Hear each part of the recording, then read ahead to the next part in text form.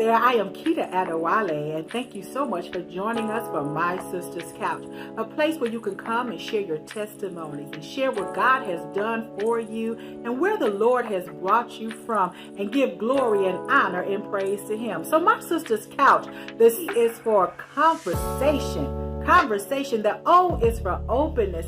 The U is for understanding. The C is that we're Christ-centered. And then the H is that we bring help, hope, and healing. Make sure you like and subscribe, hit that notification bell, and begin to share My Sister's Couch. We do not own the rights to this music. I am Keita Adewale. Thanks so much for joining us right here on My Sister's Couch as we are continuing with Sam and Leslie James, and we're just having a little bit of fun, some light fun today. And I hope that you will find this fun and exciting. And if you're a married couple, maybe you should try doing this yourself. We are going to go back to old school and do our version of the newlywed game with them as a newlywed couple. Enjoy. We do not own the rights to this music. All right, viewers. We have had such a pleasure with Leslie and Sam, and thank y'all so much for y'all openness. And you remember back the newlywed game back in the 70s. You're gonna be embarrassing. You remember that newlywed game? So we've come up with the My Sister's Couch version of the newlywed game. We don't have the big cardboard paper. Sorry about that. We use what we had, which is just some notebook paper, but it's okay. This is what you call improvisation, improvising. And it's okay that we have to do that. Why? Because we are My Sister's Couch, and that's what you do at your sister's house on My Sister's Couch. So we came up with let's win this game. let's win, so we can win this game. So here we go. This baby, you know what? Okay, so this is how we're gonna do. I'm gonna ask the question. Okay, so when I'm addressing Sam, when it's for Leslie to answer the question, Leslie, you have to answer the question, and then Sam will hold up his answer after you give your answer to see if you're correct or not. Okay, so the question is, Sam, what's one thing you've been trying to get your wife to understand, but she just doesn't get it? So you have to answer that question. You have to answer that question. Then I'll hold up, see if we got So what's one thing that he's been trying to get you to understand, but you just don't get it? That he knows more than I think he knows.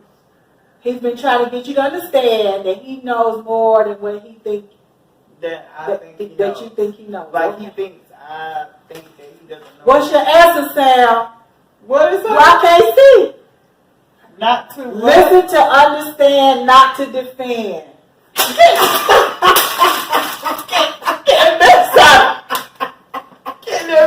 Exactly. All right. seriously.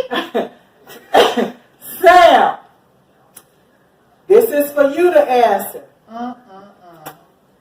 Leslie, your husband gets in touch with his feminine side when he does what? Sam. I already know how he was gonna look. Sam, you get in touch with your feminine side. Now you see why it took me so long to try to come up with an answer for this stuff. When you get in touch with your feminine side, when you do what? Never. Yes. Okay, you don't have an answer. Yes, that's my answer. Yes. What? Yes. When he says yes to something like that, that means are you crazy? Your feminine side, paint her nails, paint pedicures, taking her hair down maybe. You know, that feminine side, that more intimate side, See, there's a difference between feminine and intimate. Okay, well, you know the feminine side. You know, men we share. Okay, I guess the one time. Okay, viewers. The one time when I got a pedicure with her. Okay, that was you getting in touch with your feminine side. Something I can think of. Okay, what did she say? Feminine? It was me. What did she my say? Lord. She said he cuddles her. When he cuddles me. Because, let me tell you, when he cuddled me, he like to lay in my lap, and he be like this, and That's not like feminine, one of that's his intimate. legs go up and stuff. So You're thinking about the wrong dude. That's all I'm saying. you heights woman. That must be happening in your imagination. Okay, whatever. For real, he do like this. He lay like this, and then one leg be like this. What you trying not to fall off the bed? Okay, Sam. These questions crazy. What is the brand of pain reliever that your wife uses most? What is the brand of pain reliever? You can't say that. Okay.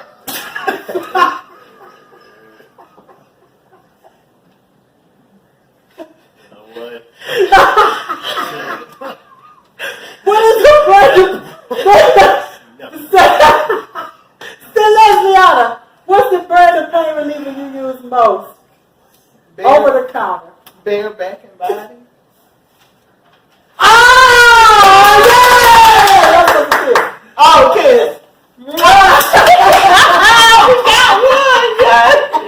Awesome. Okay. Really? All right. This is a partnership. How many members, Sam, was in the bride tribe? Oh, I ain't got that question. No, that's my question. I That's know. what you How did. many Oh, questions so you were have to in answer. this bride tribe? Oh, How many people was in your bride tribe? what you mean, like? The bride All tribe, the the women. ones who had on the shirts that said bride tribe. Oh, So how many women was in the bride tribe? you asking me? You got to get an answer. We're going to see if he has the right answer. Can he remember how many people was in? Can you remember? I think you remember. You trying to figure. Sam, she bad time. She trying to figure out how many people was in the bride tribe. She don't remember how I'm many trying to in the figure out bride if tribe. you're talking about how many Bridal females party? were in the bridal party, or how many. How many ladies- had on those shirts that said, I'm in the bride tribe? Oh, Okay. okay. So it was Keisha, Candace, Jackie, and Athena. Yeah, I thought you was talking about how many were in the bridal party. So there's 3 groomsmen, so it'd be 3 bridesmen. Yeah.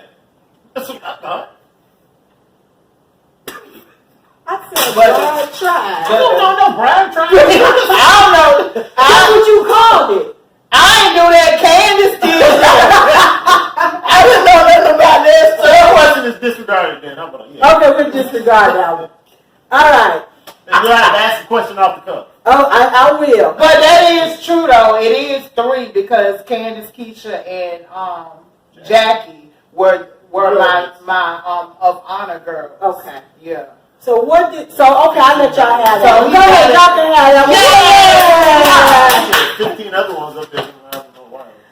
What did Sam, Leslie? Sam. Yeah. What did Sam like least when preparing for the wedding? What did you least What? like about the preparing for the wedding?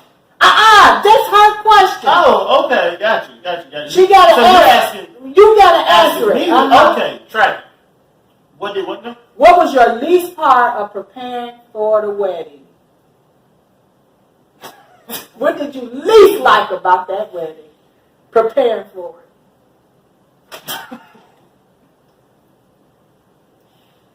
What bothered you the most?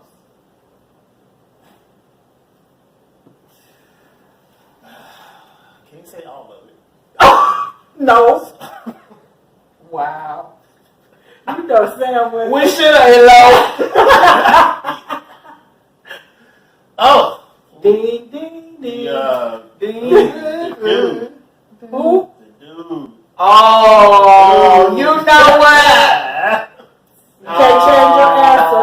I can't. It's What the about guy- the dude? it's the guy that he was supposed to make my wedding suits for me and the groomsmen. And Flake. do my Then he dress. was going to make her dress. That was Flake. Yeah. Yeah. But then she wouldn't let me beat me, so I had to sit back and. Yeah. But God will handle him. Yeah. So what was I- your She wouldn't let answer? me handle him.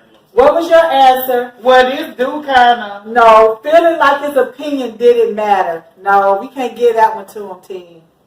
No. That was probably Oh yeah, that was definitely true. Yeah, yeah. That But was that true. wasn't his answer.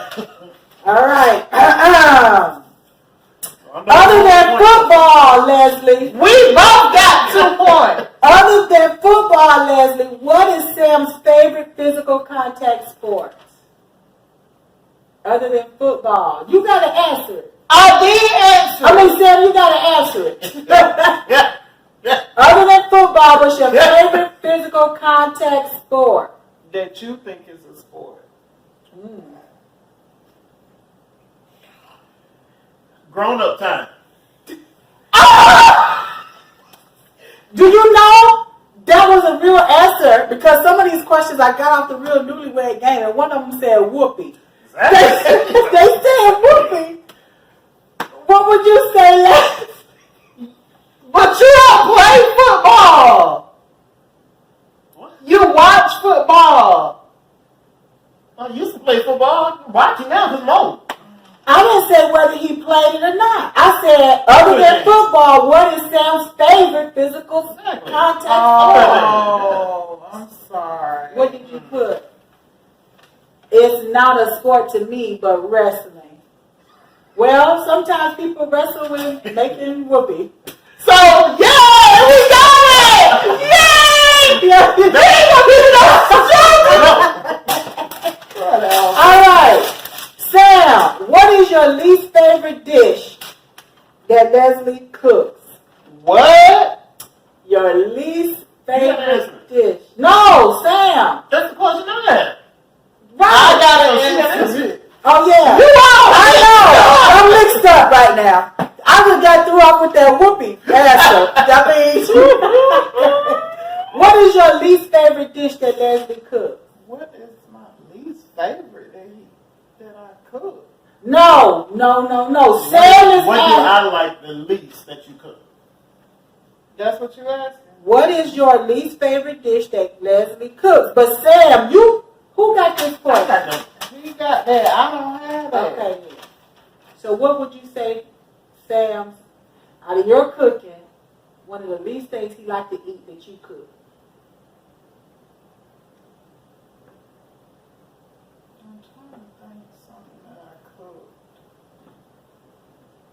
Like, I'm naming a dish that he didn't like one time or something? Yeah, maybe something that not just one time, but you probably cooked it a few times, but he don't really care for it that much. I don't know. I don't know what he don't like.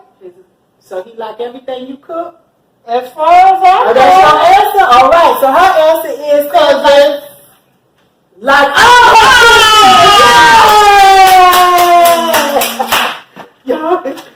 Yes!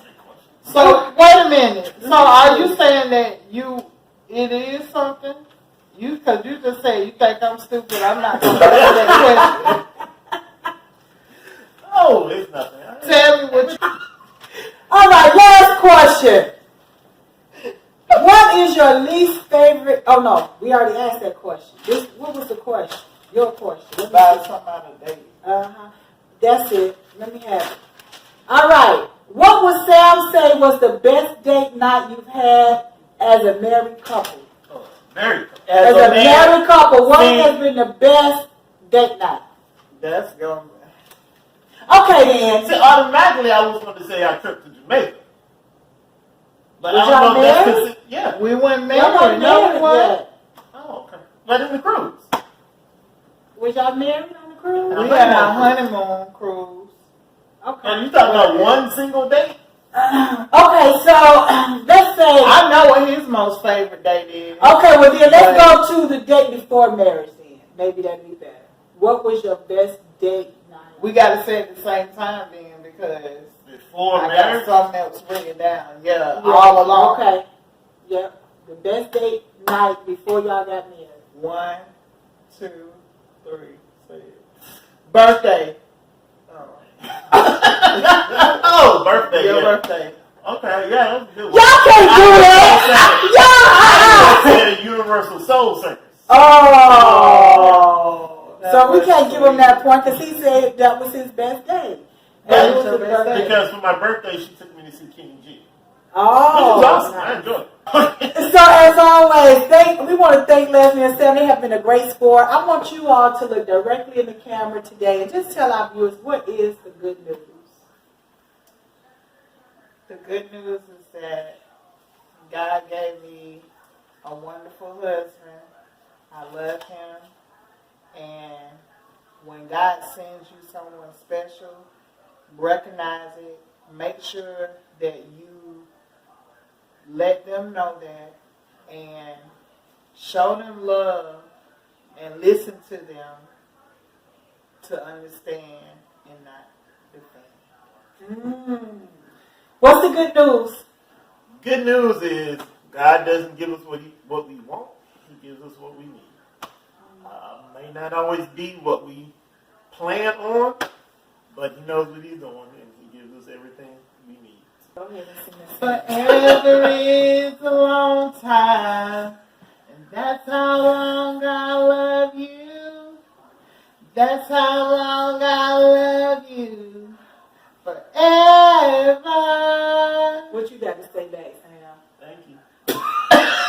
I am Keita Adewale, and thank you for joining us for this conversation on My Sister's Couch with Samuel and Leslie James. This is our final conversation with them, and boy, it has been a blast. We have enjoyed them, their transparency, their personality, their honesty and sincerity on what God is doing in and through their marriage, their ups and downs, some of their own struggles, and their own testimony. So this is the final capture of their journey for My Sister's Couch as they continue to share what God is continuing to do in their marriage and how they continue to work together as partners through things. And you all should get a little bit of knowledge and more understanding about God's grace and mercy in marriage and His forbearance and His forgiveness and His grace. All right. And so also they share a little bit of wisdom and some advice for our single couples. Listen in. All right, so I want to know personally, but I'm sure our viewers also want to know, what is it in your marriage that you would say testifies about God? What does your marriage testify about God? What would you say your marriage shows or tells or, testifies about God? I would say that our marriage shows that that we can never go with our own plans, and that we definitely need to follow God, and that things that you think that you want or that God may want for you in your life could be totally opposite of what you feel. So I would say you can never try to figure out God's plan. That's one thing I would say. God is gracious. That's what I would say in my marriage, because everything that I have prayed for in a marriage and how I pray for things in my life, those things are coming to fruition now through my husband and the way we have my mom here and just my family, everything together. God is gracious. He answers your prayers. He can grant you the desires of your heart.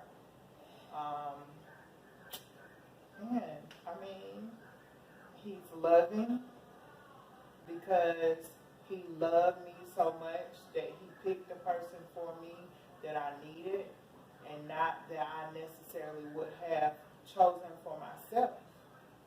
And He let me see in Sam everything that is beautiful in a man and what a godly man could be to you. And so, like in my past dating and stuff, it's like my mindset changed when it came to a relationship. I agree. What about you, Sam? When you think about your marriage, somebody looks into your marriage, they would say, this is God's what that I see in this marriage. I see God's what? Workmanship. Oh, I like that word. Ooh. So good. I like that word. Because in a marriage, you always go through trials and tribulations and frustrations and headaches. But once you make it through, you can look back and see God's footsteps and how He's grown you and helped you through a situation. Because every situation is not going to go, like she said, the way you want it to go or think it's going to go. But surrendering and letting God take control, which at times feels like the other person is taking control. And nobody likes feeling like they, somebody's controlling them. But we have to remember we're not here for ourselves. We're here for the other person. So we have to put ourselves down to raise the other person up to fulfill what God wants us to fulfill in that person's life. What part, Sam, do you think you have had to give up most when you think of transitioning from singleness to married life? What part do you think that you've given up most to be in this marriage? Say so. Because it was me by myself. I did things the way I wanted to, the way I saw fit, and what I thought was best. Because it made sense to me.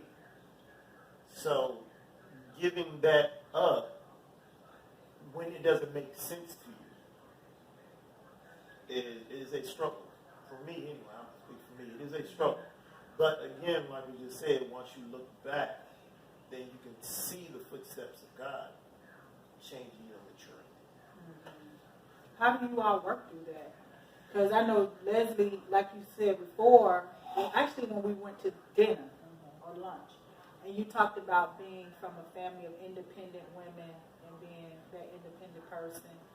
And Sam, you talked about what you ain't gonna do. So now how do you all work through that part? He said his biggest thing, Leslie, was the say so. So how now you being independent, him giving up that part of the say so part, how do you blend it and have balance? It's a struggle.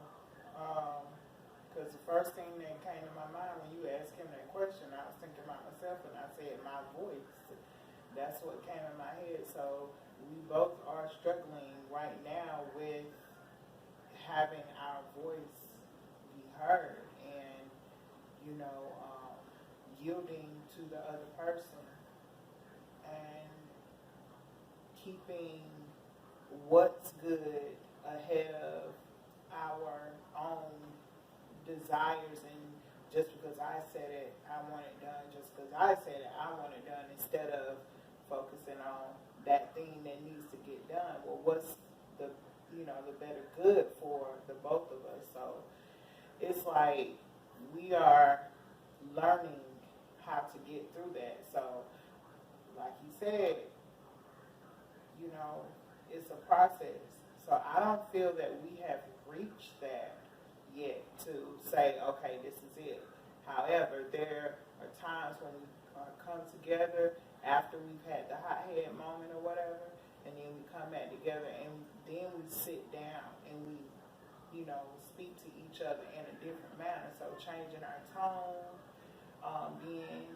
taking the emotions out of it, and taking away the part like you feel like the other person is against you or just doesn't want you to have that or whatever it is. Taking that away, we have to start that way, instead of starting with the basically selfishness that we are doing when we're bumping heads with each other with wanting what we want. So it's really selfishness on both of our parts. And so later on, when we come back, I always say in my mind, like, why can't we start it off like this? Why didn't we have that conversation like we're having it now? And it hurts me. It does hurt me a lot because I feel like I've caused him so much unnecessary stress, you know, during that time that we're having an argument or whatever. And it's like, this is just so stupid. Why can't I have spoken in that tone then? Yeah. That's real good. Which leads me into the next question is, so how do you all make sure that God is included? Like, you know, for instance, before you go on a tangent or before you want to get your voice heard or before you want to have that, you know, my say moment, do you just say, let me talk to the Lord real quick? That's what I noticed here probably the last week or two. Because that is an individual. Each individual has to do that for themselves. But I noticed when I'm preparing to speak or bring something up, because I really don't like confrontation, and it's not that I'm afraid of it, it's just I know how stubborn I can become, and I know how forceful I can become. And that will do something in me which will cause resentment. So I try to stay away from it. And I notice those times when I say to myself, okay, Lord, you're going to have to guide my tongue. Help her open her ears to hear what I'm saying, because this just ain't going to work out if I just start talking. And those times that I do that, things seem to go a lot easier. How do you all ensure that God's presence is in your marriage? What are spiritual activities, or how important are spiritual activities? Praying together, reading the word together, or whatever you all do. What are some of the things very that important? Yeah, but Very. you can never do enough. We don't do enough. Yeah. But yes, the reading together, the praying together, and simple things, even eating together, or just taking that one-on-one time together with each other, and that one-on-one time especially with God, and block everything else out. And those are the things we're trying to definitely work out and figure out. Because we're two different people, so we have two different experiences. So she may see it one way, I may see it the other way, and they don't always match up. What I'm going to tell you, like, the times that we are not consistently, you know, at least together, spending time with the Lord, that's all the trouble rises up. Satan comes in and creates division. And every little way he can, like the tiniest little thing that you think is insignificant, that's what he's going to use to try to drive a wedge in between you. So, like he said, you can never do enough. So whatever you think you're doing, then do more. Pray more, read more, like spend more intimate time together.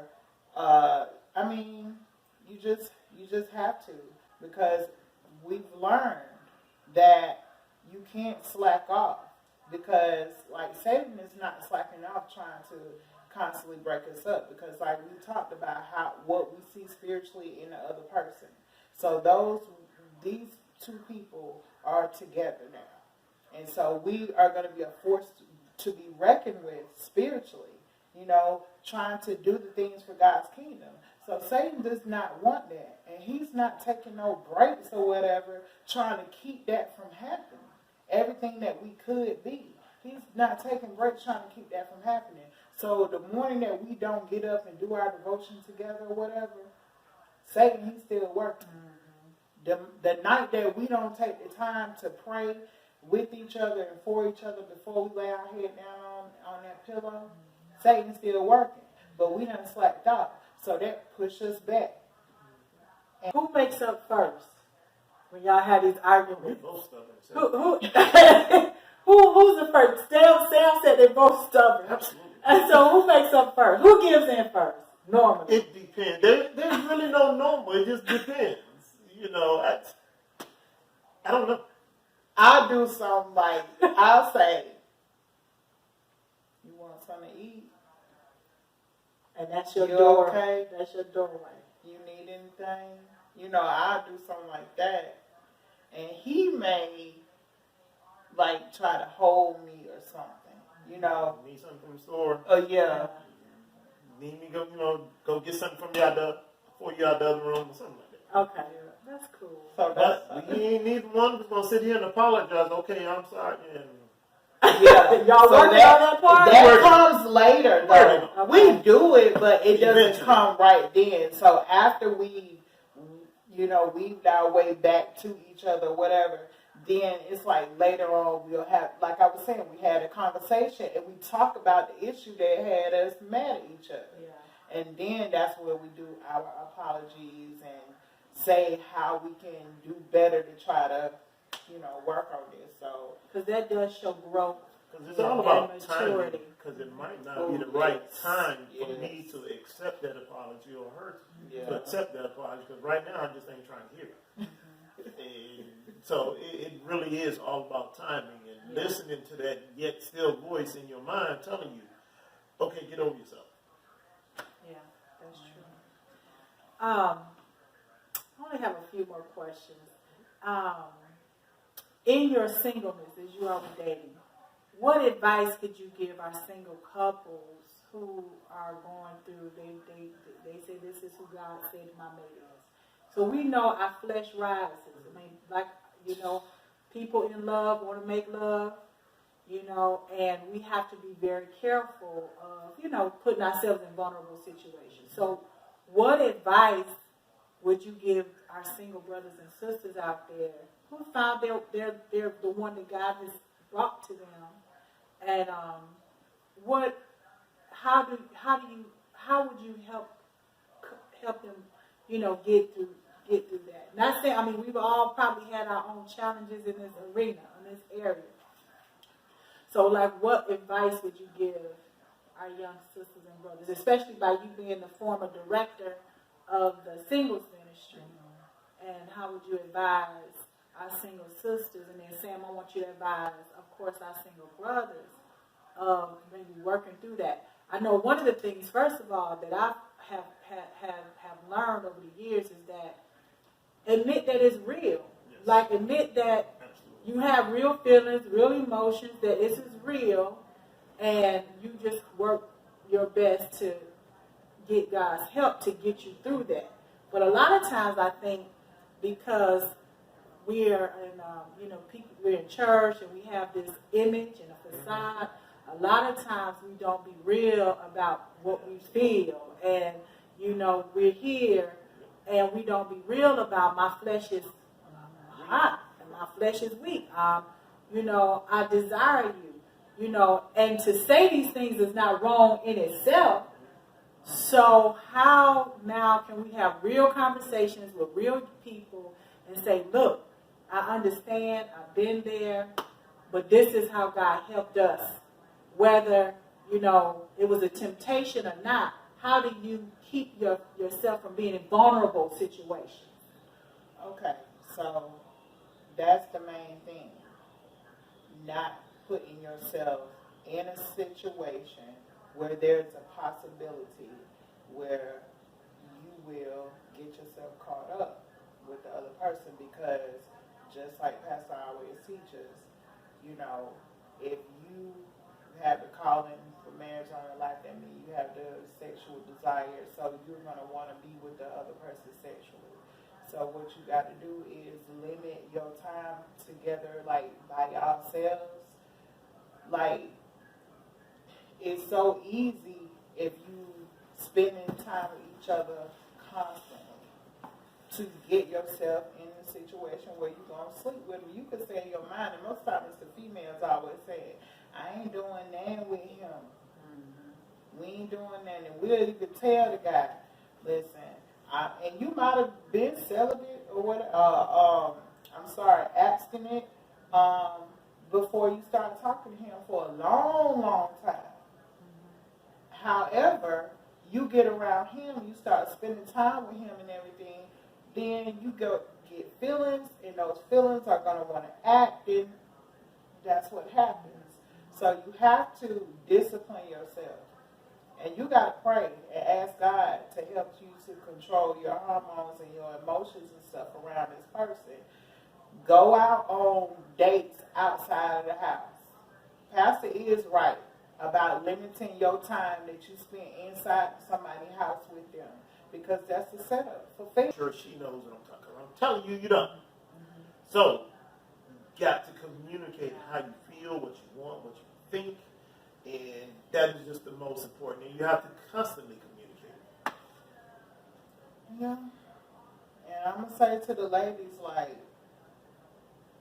if we don't stick to our guns, you know, I mean, the dude, most godly men, you know what I'm saying, they not going to force themselves upon you or keep trying to get at you like dudes in the street are. But, you know, in a godly man, he will also give in. So if you decide, oh, I'll go home, if he says something like, well, you want to go to my house or whatever, like this one, when Who set the tone in the relationship. Women are stronger than men at saying no. Most. So if the woman gives ground, then the man is going to take the ground. So you're absolutely correct. Yeah, got to stick to your guns, and we will respect that.